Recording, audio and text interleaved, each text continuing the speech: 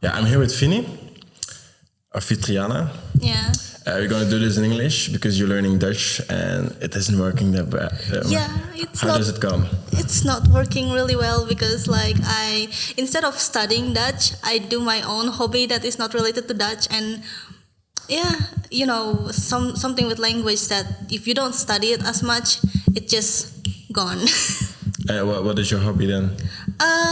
My hobby is what is it? We call it singing robots. It's so weird, but we're basically synthesizing vocals using our own samples, and then we make covers with those samples. And I find it really interesting because I love Japanese culture and I love Japanese music, and I get to create something with that said language using my favorite songs, and I just enjoy doing that. Okay. But synthesize, so you use computer voices? Or? Yes. Okay. Yes. How do you do that? So basically, the way you do it is you record yourself saying something like ka, ka, ki, kaku, ke, ka, and after that we're setting all the parameters, timing it up accordingly, so it can synthesize in the application, and after that we can use a script to make it sing, and it will sing. It's as simple as that. Okay. You do that? Yes. Yes, I love doing it. Where are you from? I'm from Indonesia. Indonesia? Mm-hmm. And when did you come here? When did I come here? I come here I forgot. December 2021. Okay. 2025, part 1. Okay. Yeah. Are you still why did you come to Belgium? I came here for gezin herenigen, for family reunion. Okay. If I'm not saying that wrong, but I mainly comes here because I miss my family, I miss my father, I miss my mom, and I wanted to be reunited with them. Even though they live here. Yes, they live here. Even though I enjoyed working in Indonesia, but it gets really lonely, and I have to deal with that loneliness every day alone. And I think it's better if I live here with my parents. Okay. And why did they come here? My father, he's a Belg, he's a Belgian, but my mother comes here because she wanted to work. Okay. Yeah. Your father is a Belgian. Yeah. So he speaks Flemish. You learn Flemish from him. Yes, he speaks Flemish. In fact, he speaks in Antwerp's accent, dialect. And what, you don't talk so much to him, or? We do, but we always lost in translation because I don't understand what he said. And at school I learned in ABN, and we don't connect sometimes. He talks something and I don't understand, and he gets frustrated. It gets really annoying from time to time, but we try. Yeah, he tries. Yeah. But does he talk in English then? Or? Yeah, he talks in English generally. Okay. And how's your home? My home is pretty much it's a small home. It's very comfy, very warm, and warm as in we talk to each other as family. We spend time with each other. Sometimes we're busy doing each other's stuff, but I mean our own stuff. Me with my projects, my father with his games, and my mother with her Candy Crush. Yeah, something like that. Candy Crush, yes. Do you want to know how many levels does my mother get in her Candy Crush? But Candy Crush does that game you have to get some candy in a row or a thing? Yes. Yeah. She's an avid gamer. An avid Candy Crush gamer. Yes, and she is now in level 1,000 plus, 1,500, 800, something like that. Crazy. Can you go that far? I didn't know that. I think you can, because my mother was in level 8,000 something 500, and she was oh, you know what? I'm at this level, and I don't think you can get to that level if you're playing this game. And I was oh, the audacity. Yeah, but I would think okay, but you put a lot of time in that, and I wouldn't give that time. Yeah, I don't get the time. I have school, I have work, and I have my hobby. She works. Yeah, she plays Candy Crush on her work. She plays Candy Crush at work. No, it's impossible. She works in retail, so it won't be possible. Yeah. What does she do in retail? she's a retail assistant. In which shop? By Primark. Primark. Op het Meer. Yeah. A lot of people will be there. Yes. Hopefully. I hate that shop. I hate Primark. Oh, it's okay. I mean, I can't say I hate it, but like, yeah, some people dislike Primark for like what the shop is. But, no, it's just all the people. Like I was there in Milan, and I was there to visiting a friend, and I was there, and we were shopping, and then we saw Primark, and I was like, we're not going in there. We're never going in there. Because there's a lot of people. Like all the shops that are so cheap are like always that busy, and I hate business. Yes. But then I go to the other shops, and in Milan they have like a culture that they are standing behind you and watching everything you do. I don't like that either, because they want to assist you in every move. But I just want to see something, I want to try it on. I don't want them to tell me, I can give you another size. Do we need some assistance? Everything I do, and like they step with you. Like in the shop, and there's a security on the outside, so they don't need to do that. But it's like their customer intimacy. Yeah. But yeah, I didn't buy anything, and I think if she wasn't there with me constantly, I would have bought some things. Yeah, true. But yeah, like I don't like business. I don't like people watching me. I don't like, so Primark isn't for me.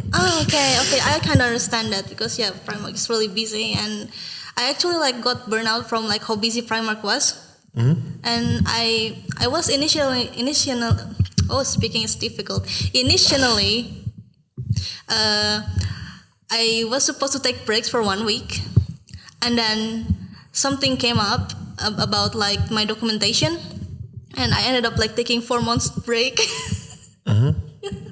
It's so crazy. But yeah, I really miss going to work, and I miss that kind of business, because like sometimes when you go to work, and because I work as a cashier, I talk to a lot of people, and I listen to their stories sometimes. It does get annoying when someone like yell at you for no reason whatsoever, but like I appreciate like people who are really kind enough to show me kindness and like talk to me thoroughly with their problems. I get it, that people need to understand, if they go to customer support or whatever, if they're not like friendly, they're not gonna help them. Yeah. And they're not influenced by the company. They just get paid by the company. They will help you if you're friendly. Like I was in NMBS with the trainer, and I said, it doesn't work. I go to the loket. She was like really stressful with the last one, because the last one was like, it isn't in order. Het is niet juist. It needs to get done. You need to fix it. But it's not her problem. It's your problem. And she didn't cause the problem. And I think if you're just friendly to every customer support thing, they're going to help you really fast, or as fast as they can. So I was friendly. It takes a lot of time, but I keep being friendly. And I was not rushing her, because I know if I rush her, she's just going to take longer. And at the end, I even didn't have to pay. She was in the beginning like, you have to pay €5. It's nothing. So I said, €5, okay, I will pay it for a new pass. And at the end, she said, you don't have to pay, it's fine. Just when you get the other one at home, do it, cut it with a scissor. So I think because I was friendly, I got it for free. So I think people need to understand to be friendly to people that work. Like if you're on a date or something and she's not friendly to the guy that serves you food or something, that's a red flag. Oh yeah, totally.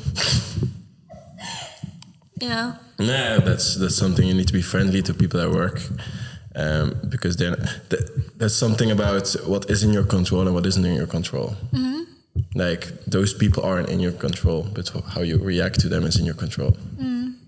But you talked about your papers. Yes. Let's get that out of the way, and tell me how does the process go, because I don't know nothing about the process. If you come to Belgium, do you get a visa, or do you need to work or study, or how does it work?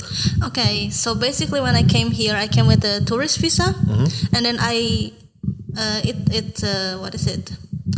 transition into a document where it becomes a test of immatriculasi. And this paper is basically the oranje card that everyone has when they come to Belgium. But like I think mine is like, I'm not sure what is it about my paper, but it's something that has to do with my family reunion. And it's supposed to be renewed in September, but because they were lagging behind due to like the vacation in summer. And Antwerp is also hacked. Yeah, and Antwerp is also hacked in December, and it gets worse after that. But then, yeah, we saw in the internet, in the website that it's gonna be finished by the end of January. But we're not sure if it's gonna be like finished because like. But finish, you get like a Belgium identity then. Hopefully. Okay. Yeah. Because they literally don't tell me anything. They don't give me papers. They don't give me anything, but people other than me, they got like papers so they can still work. But I don't get anything. I don't have any documentation, and my place of work cannot like make me work because they will have to like pay a lot of a sum of money if I keep working without like proper documentation. And it's getting a little bit frustrating at this point because due to all this happening, I cannot like register for school. I cannot do a lot of things. I even almost got dropped out of like my Dutch class because of it. Yeah, because like there is some miscommunication with the secretariat, and I already came to the secretariat so many times, but they keep calling me, telling me that, oh, you haven't come, what happened? If you're not coming, then we have to like unregister you from the system. And I'm like, oh, okay, this is a lot actually. But yeah, so you go or. Sorry? Then you go to the system or...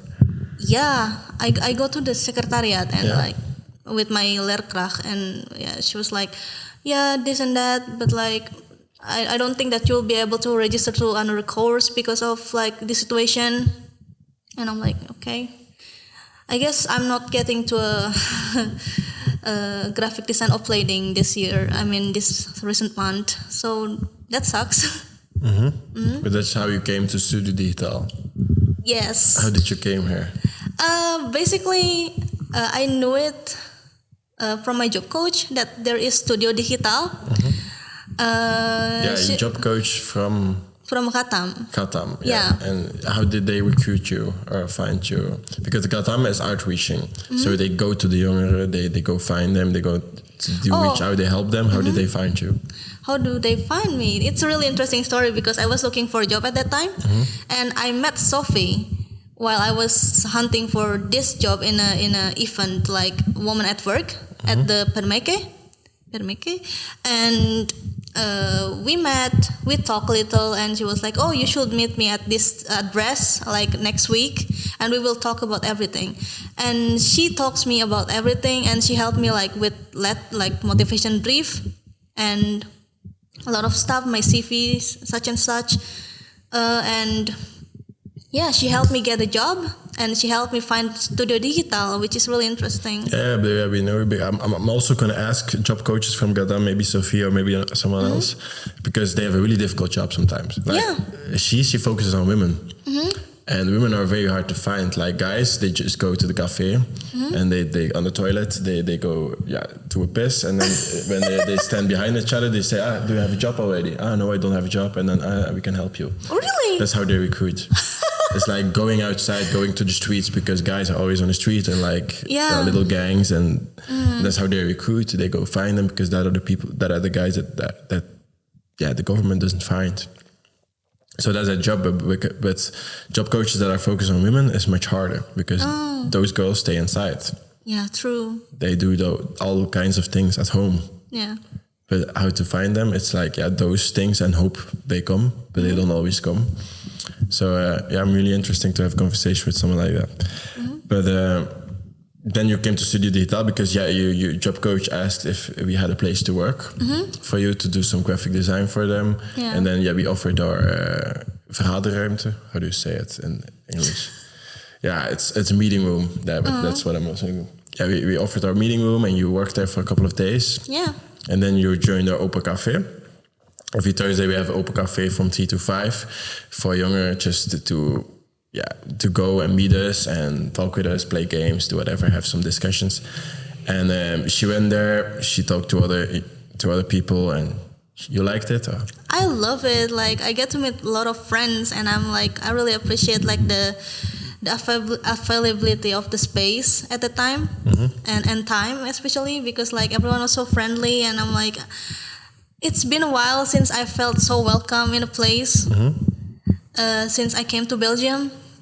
Because sometimes when you go to school, you don't really like receive that same kind of like friendliness, even though like, because people are at class, people are busy with themselves. But when you set people to come together, play games and talk, it's easier to mingle with each other, I feel like. Yeah.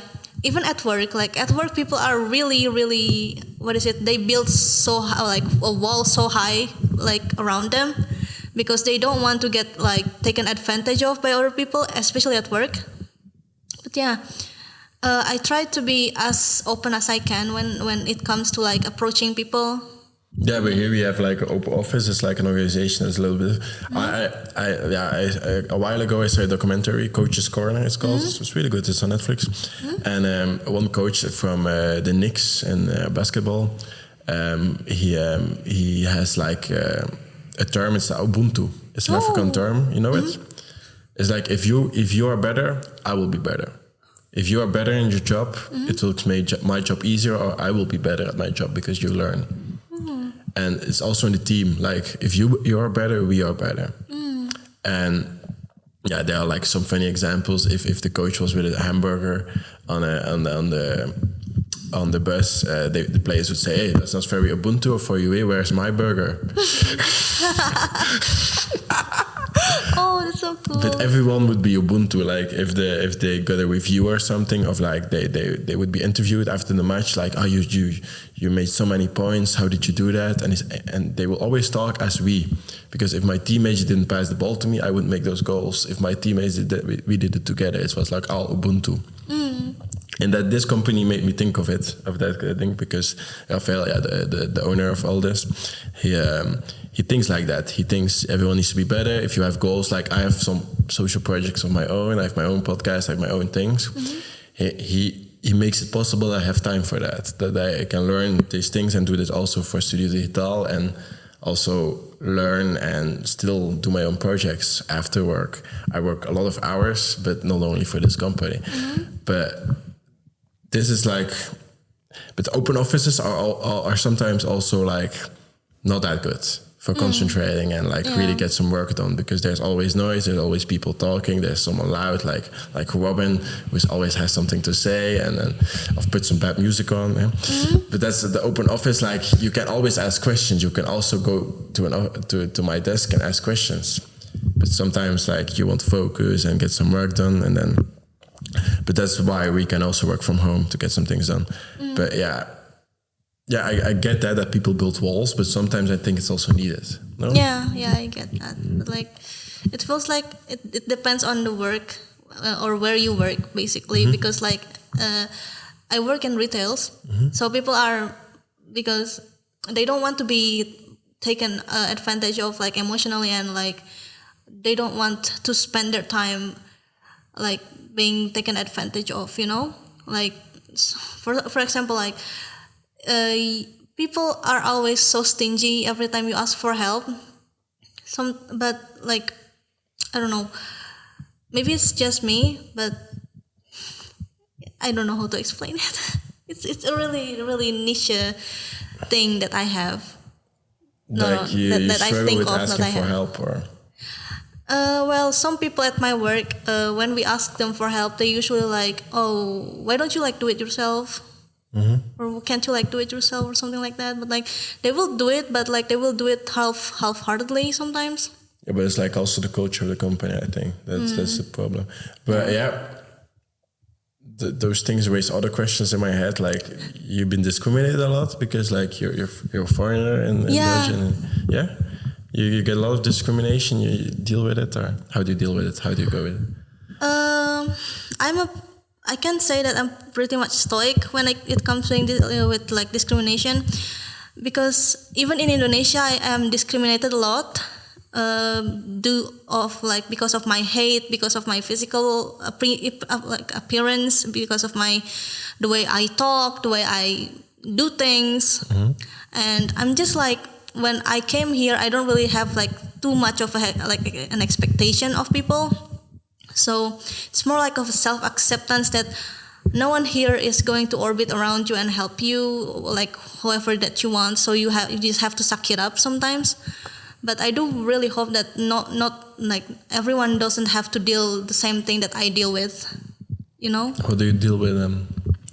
How do I deal with them? What do you deal with? What do you deal with? Oh, sorry. Sometimes, okay, I'm gonna tell you a story when I came back from Sweden to Indonesia, because I was in Sweden and then I come back to Indonesia and I have to go get some work. Get a job, and I got rejected because my height was 144. Ooh, short.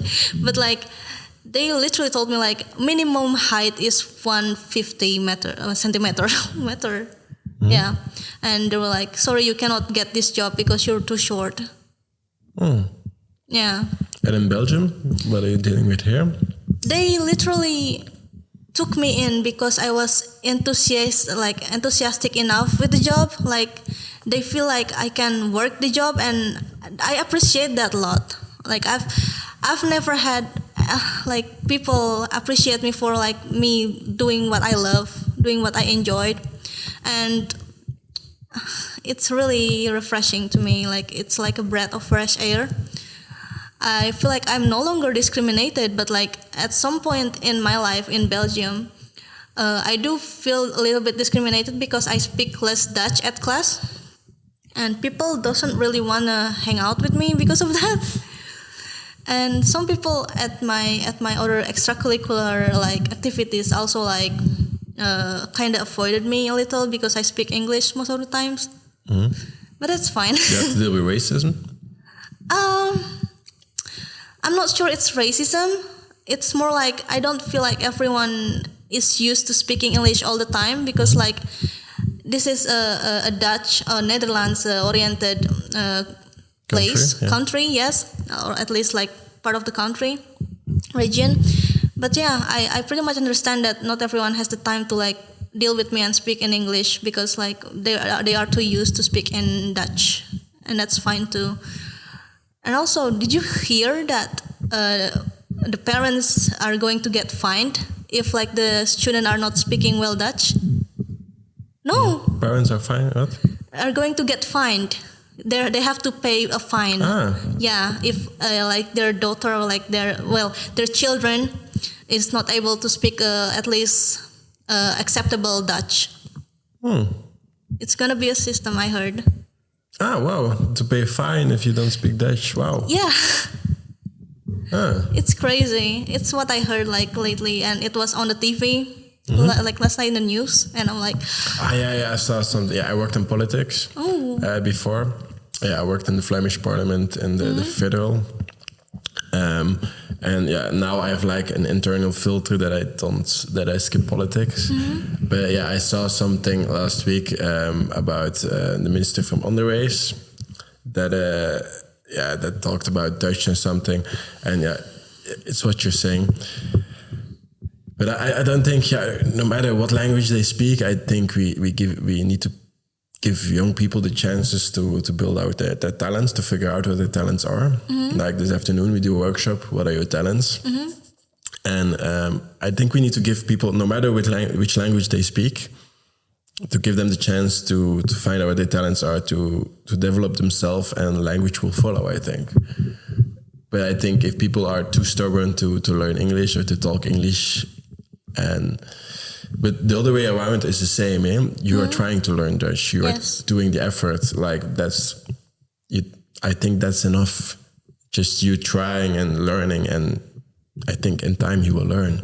But just that will be enough. I think they don't need to give you a fine or something if you don't speak Dutch. But I think teachers, it's their job to be adaptable. I think because they're creating you, I think. Yeah. When I was younger, I always thought like teachers, they're like big people. They're like, there's a teacher. And now I grew up, I have my own job, I have my own project, and like, it's just a teacher.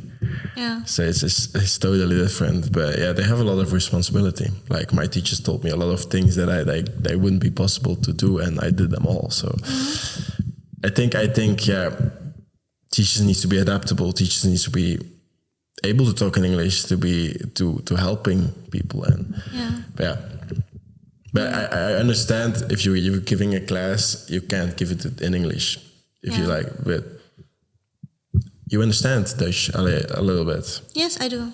Like if I talk in Netherlands now, would you understand?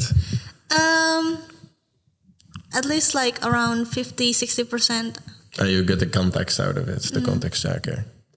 And what are you struggling with in Dutch language? A lot of words. There are a lot of words that I still don't know, and I sometimes. Oh, sorry. Wait. My horloge. Sometimes that I find a lot of words that I don't understand, and I don't know how to like memorize them correctly. Not correctly, but like, yeah, in general. I don't seem to be able to memorize them, but I know how to write them, which is a good skill. But like, and then sometimes with dialect, because we have like any other language everywhere, we have dialect, and people speaks in different ways, and sometimes I couldn't comprehend that. But like, yeah. That today you learned hoesting. Yes, I literally like glitched there, like hoesting. What is hoesting? Yeah, but the hoesting is a Flemish word. Like I worked with Dutch people, like from Netherlands. I worked as an adventure instructor, like climbing and stuff in there, bow and arrow and that kind of thing. And they're all Dutch people, and they have so many words that they don't understand. When I say like goesting and amai, when Dutch people are imitating Belgian people, they always use amai 3 times in a sentence. Oh my God! They say amai, that is that for mij? Amai. It's like making fun of some sort. With like but that's like the Belgian thing. Yeah. I didn't know that amai was a Belgian thing, but they have also like those strange words like theedoek. Theedoek is like, you know a theedoek? No.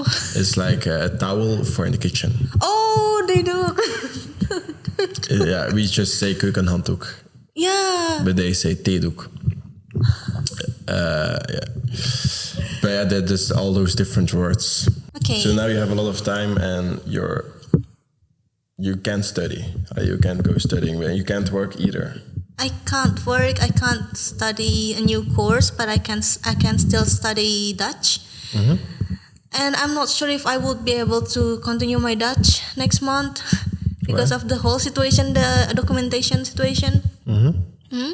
Yeah, and currently I'm just like doing whatever I can, doing like a little freelance, even though like I'm not supposed to. Like I work online, and I did a lot of like projects that revolves around my hobby most of the time. Yeah, that's why I mostly now work at home. Because and you come here a lot? Nowadays not so often. I wish I can come so often, but like because my laptop is getting really old, so I can't really like. It's heavy and it's so slow when I work on it. We have here laptops you can use. Really? You know that? Oh, I didn't know that. I didn't know that actually. Yeah, you can come to me and ask for it, and I can give you a laptop. Oh, thank you. I will. Okay. But I imagine. But yeah, that makes me think again of the thing that I say about control. You can't control the government and the system and how slow it works.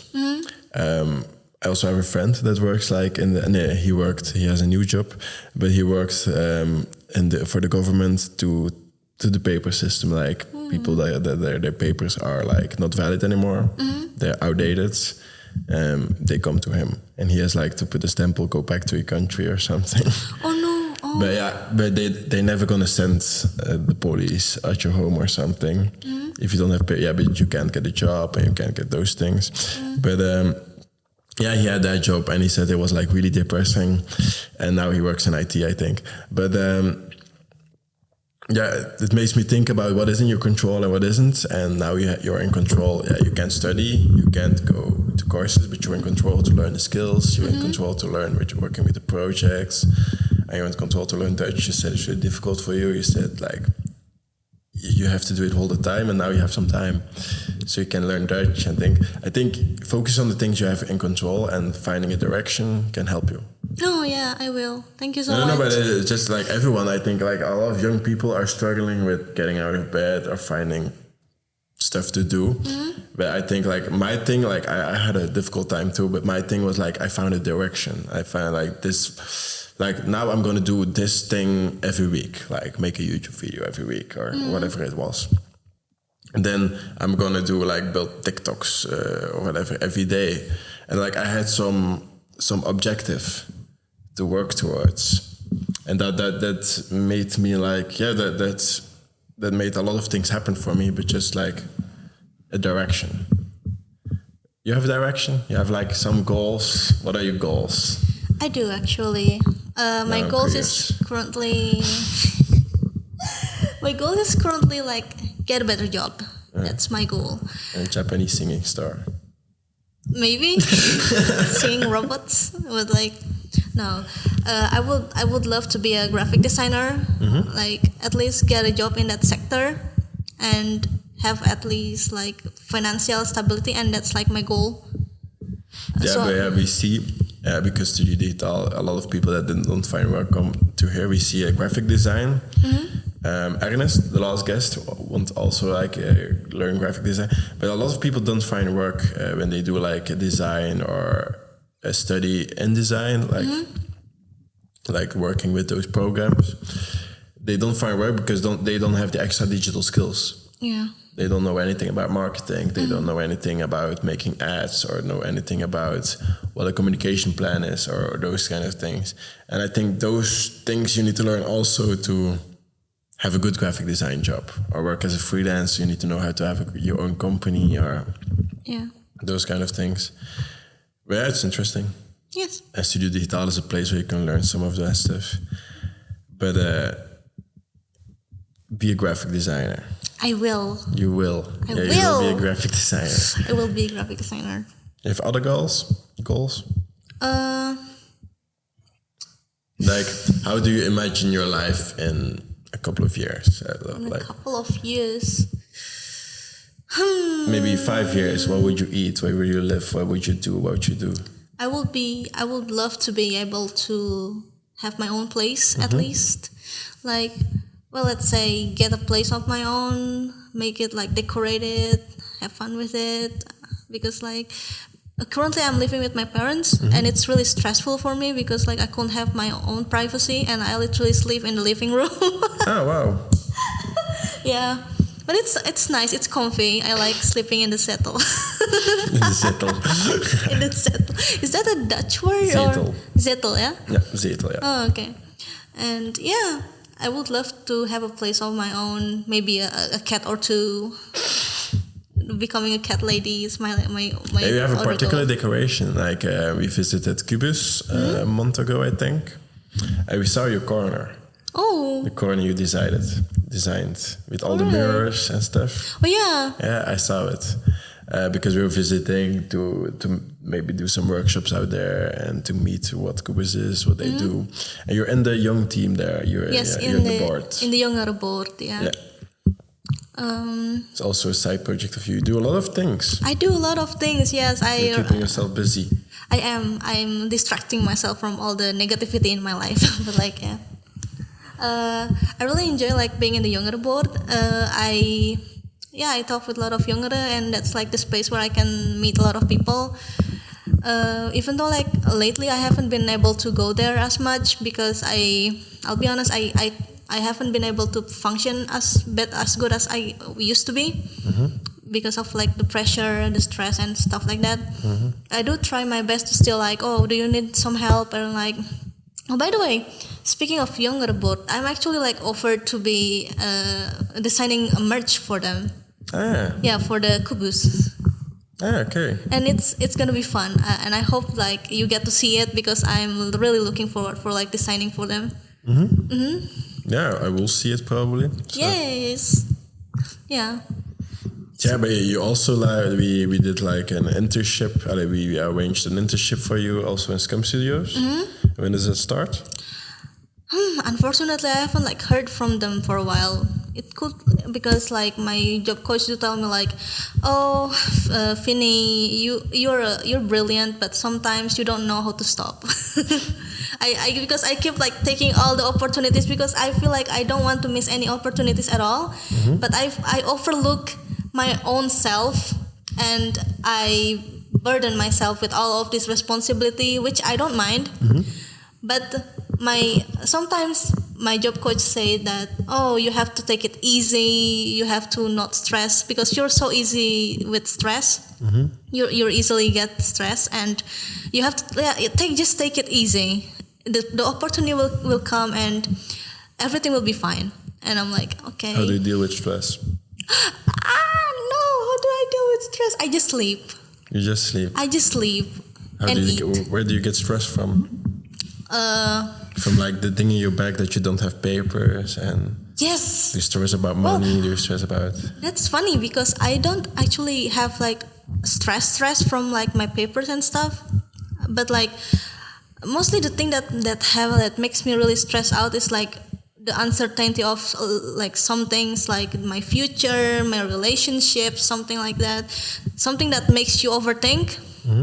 That really gives me a lot of stress, especially like because I'm going to meet someone this end of the week, and we haven't met each other before. Okay. And we've been like, it's a long distance relationship, and I just hope that it works well. You have a relationship and you haven't met him yet? No. How do you do that? I don't know. We just vibe, and then it's. How did you meet him? He was a client back then in 2017.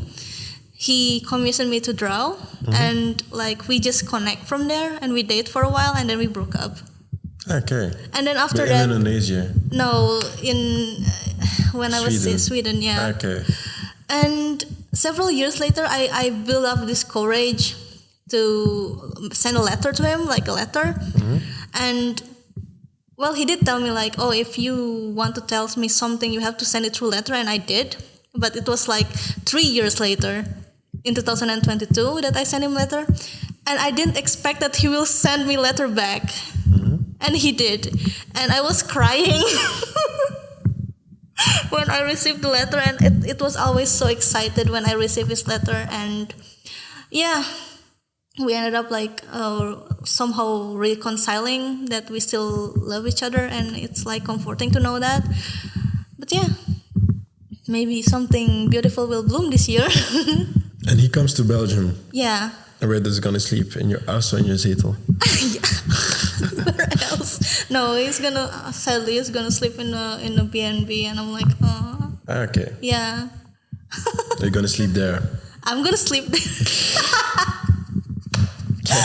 Yes, I have to escape my parents. No, I'm just kidding, but like, yeah. But long distance, how does it work? Most of the time it's just that you have to communicate things clearly, so something doesn't get lost in the time, and like because it's something that I have to learn in the hard way, to not get affected too much by the way you overthink. Like if you overthink something, communicate it in a way that is okay enough to be communicated, and not like, oh, like complaining like, oh, I hate it today, I hate how I look, I hate blah blah blah blah blah. Not like that, but like I don't feel like I don't feel myself. I'm not feeling myself, and I'm like I don't see myself as this. Just communicate it really clearly, and just talk. Build a conversation of it. Like you don't have to talk every day, but like asking how are you or something like that really means so much to a person sometimes. Something like that. It's just something simple for me, and that person. Yeah, that's something I personally always have. Like long relationship is a hard pass for me. Because I think, I need to be able just to see, to come by. Yeah. And just to like, you come by later tonight or something. I can't do that if you live in Indonesia or in Sweden or whatever. I think that's really difficult, because I already have a busy, but that's maybe better because I have a busy schedule. But like, even then, I also need like physical contact. Oh, yeah. Like you can build a connection, but like a relationship, I'm always curious how that works. Because like how do you do it? How many times do you see each other then? Yeah, and this will be the first time. In how long? Oh my God, in 5 years, maybe 3 years. With how long did you text since the letter? Since letter, it's only been maybe 6 months, 7 months, 6 months maybe. Only been 6 months. Yeah. Only half a year. Half a year. It's a long time. It's a long time, yes. We just have to find the right time because like I'm currently not working and he's like, oh, I can take like sometimes off, and I'm like, yeah, it's a good time to see. How long does he gonna stay? Maybe like 4 days because he has a lot of work. What you gonna do in the 4 days? Maybe like take him around Antwerp, like visit my favorite place, take him eat somewhere, spend time together, doing stupid shit, something like that. Have you planned the whole thing, or are you just gonna see what happens? I'll just see what happens. Okay. I like surprises. What's your favorite place in Antwerp? I might be biased, but like somewhere alongside the Schelde River, and like Maas. I love the museum. I love that museum so much. You love it? I love it. I'm sorry. I know it's so. Last time we were there with the people from Studio Digitaal. It was like after the digital sprint, and I was there like 10 minutes and something, and I was like, I've seen it. It's enough. Yeah, I've seen it. It's a strange museum. It's strange. Really? Yes, it's not a regular museum. It is. Do you find? Yeah. Like it's. What do you find interesting about it? Because it's like about Antwerp, eh? Oh well, not exactly, but like they always have, even though like it's all the same. I don't know. Something about the place is like it sticks it's a cool to me. building. It's a cool building, Yeah, yes, cool. and the vibe is really nice for me. And the roof. And the roof is good, yes, and like sometimes there is like a limited time exhibition, and I love that kind of like limited time exhibition. And last time, several years ago when I come here in 2020, I think. So you're going to Maas? 2019. Yeah, I went to Maas. And then you're going to Maas with the guy from Sweden. Yes, I'm like infecting him. Like, I love this place. You have to love it too. And where are you going to eat? Oh no, it's really difficult. Hopefully not McDonald's. I actually like. You don't have like restaurants you really like here? Mostly like Asian restaurant, but like I haven't like. Yeah, a couple of days I ate here good. It was I don't know how the restaurant is called, but it was like fish and chips. Fish and chips. Yeah, it is was it like really good. Groenplaats? It's in Antwerp, but I don't know where it is. It's not that far from the Meer, but yeah. Oh, is it in? I think it's in Groenplaats. It's the fish and chips near the McDonald's, something like that. I don't know where the McDonald's is. I never go there. Okay, I think I'm gonna like keep that in mind, and also like because this guy, he likes Thai food. I'm gonna like take him to like this last Thai restaurant that we went with my friends. Don't take him to the Walk of Antwerp. Eh? No, I won't. I am literally crying. I mean, when I'm hungry, yes, okay. But You've like, been there? I've been there. Is it good? I always make fun of it.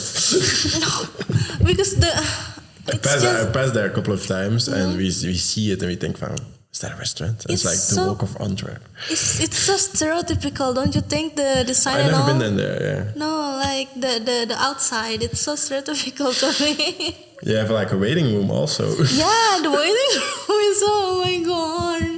But how is it there? The food is okay. The sushi, Okay. yes, okay. But like the wok is pretty fresh, I think. Yeah, pretty. It's okay. You liked it. I guess my standard is pretty low. Is it cheap there or not? It's pretty cheap for my budget. It's pretty much cheap, but like 32.50 for some people is expensive. Oh, yeah. Yeah. It's 32.50 for one person. One person, yeah, not included zonder alcohol. Oh, yeah. But 32 for one. Oh. Yeah, That's not that cheap. It's not In bad. Belgium, it's not that cheap. Yeah, it's not that cheap. No. It's not that bad, but it's not that cheap. Oh my god. Yeah. No. In Belgium, it's not that cheap. Maybe like if you want like cheap, it's never really cheap. Like I've been in Milan and I was like, it's an expensive city, but eating there is really cheap. Oh. Like if you pay 30 euros here for a meal, yeah, you're good. But like normally you can, in a regular restaurant, you can buy dinner for 2 for 50 euros or something. Oh yeah, totally. I do think that because I eat at some restaurant and it's much cheaper than Yeah, sure. Yeah, but I've never been there. I always make fun of it. Because it's like the walk of Antwerp. And I was like, yeah, right. Yeah, what? But I think I have a couple of more questions for it and then we're going to finish it. Like, if there was something you could say to your younger self, what would it be? Oh, I'm going to cry because... Finny, do I look at the camera? No, okay. Just you can do whatever you want.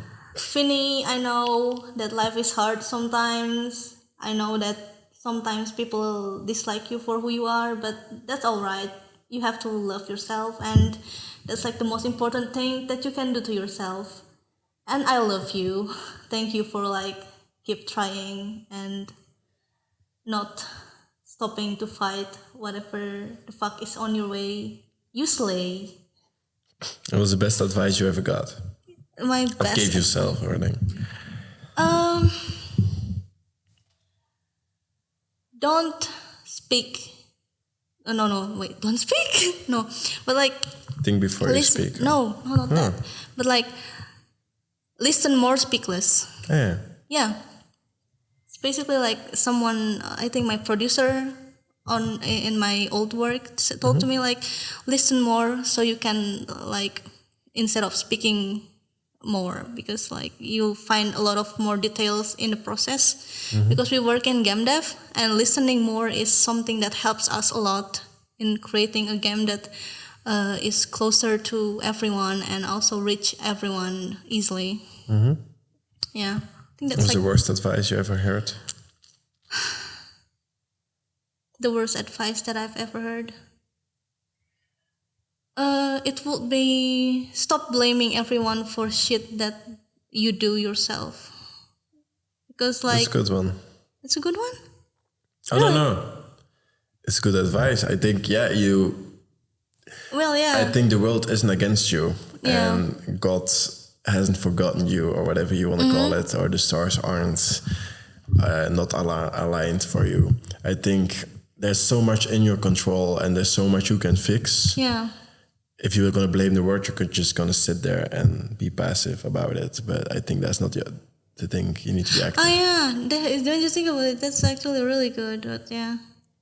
Maybe it was because like at that I was told that in a situation where it wasn't really my fault, but they blame it on me.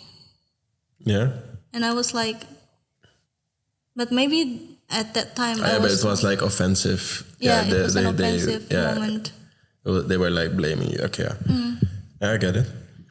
But dat was de podcast. Oh. De stem van jonge mensen. Dit is episode 3, denk ik. 3. Dus laat zeker een review achter. Nee, we staan niet op iTunes, we staan op Spotify, dus dan kan je daar sterretjes laten. We staan ook op Google Podcasts, op wherever. Met Apple hebben we een beetje problemen dat niet echt lukt. Maar we brengen dat in orde. Of niet, we zien wel, want op Spotify, ik zie dat de meesten daar ook luisteren. Op YouTube kan je ook deze episode luisteren, dus abonneren, subscribe, doe alle dingen dat je dat moet doen. Laat ik er in de comments achter wat je ervan vindt. En dan zien we jullie volgende week met een nieuwe episode. Bye!